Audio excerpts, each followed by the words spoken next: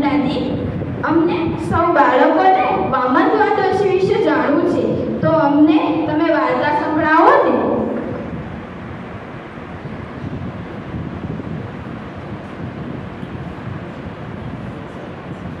तो बच्चों, आज हम आपको वामन अवतार की कहानी सुनेंगे। वामन अवतार विष्णु जी का 5वां अवतार था। असुरराज बाली अत्यंत प्रभावशाली और शक्तिशाली राजा थे। उन्होंने अपने तपोबल से तीनों लोक का राज प्राप्त किया था। वह असुर जरूर थे, पर दयालु और दानी थे। वो बहुत बड़े विष्णु भक्त भी थे। इसलिए राजा बाली के पास से स्वर्ग पुनः प्राप्त करने के लिए इंद्र विष्णु के पास जाते हैं। विष्णु को कहते हुए इंद्र, प्रभु दया कीजिए, राजा बाली ने मेरा इंद्रासन भी छीन लिया है। आप कुछ कीजिए, अन्यथा देवों का क्या होगा। और उन्होंने कुछ भी नहीं बोला। बाद में पृथ्वी का क्या होगा ऐसा बोल के विष्णु जी देवराज राजा बाली ने इंद्रासन नहीं छीना है, अभी तो अपने तपोबल से प्राप्त किया है। आपकी तरह नहीं, आपने तो सल करके उनकी जान तक ले ली थी। किंतु उचित है, अगर बात पृथ्वी लोक की है तो मुझे ही कुछ करना होगा। अब समय आ गया है वामन अवतार लेने का। इसी बहाने भक्त की कसौटी भी हो जाएगी। विष्णु ने ऋषि कश्यप जी और अदिति के घर एक बौने ब्राह्मण के रूप में जन्म लिया। एक दिन वो भिक्षा हेतु राजा बलि के पास गए। राजा बलि बोले, बलि के महल में आपका स्वागत है, कहिए मैं आपकी कैसे सेवा कर सकता हूँ। ब्राह्मण बोले, मैंने सुना है कि आप बहुत बड़े दानवीर हैं, मुझे भी आपसे कुछ मांगना है।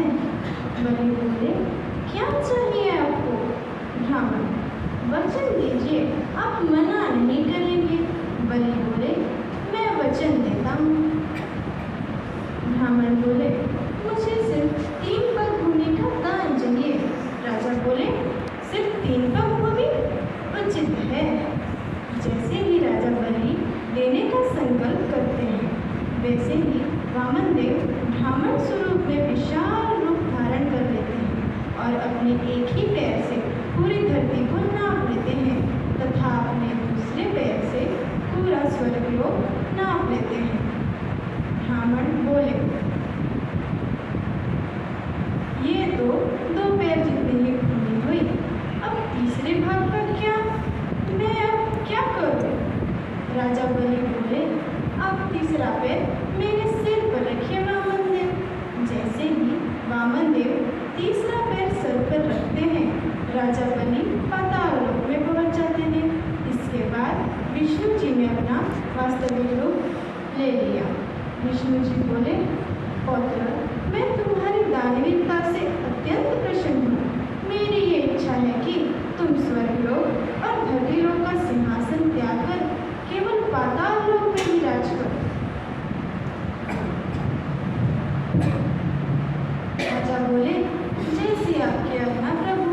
तो बच्चों, इस तरह विष्णु जी ने वामन अवतार लेकर देवराज इंद्र को अपना इंद्रासन वापस दिलाया। धन्यवाद।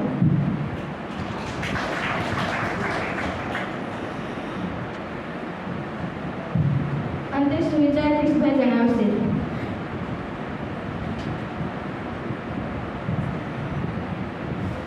सुविचार जली जाति जीवन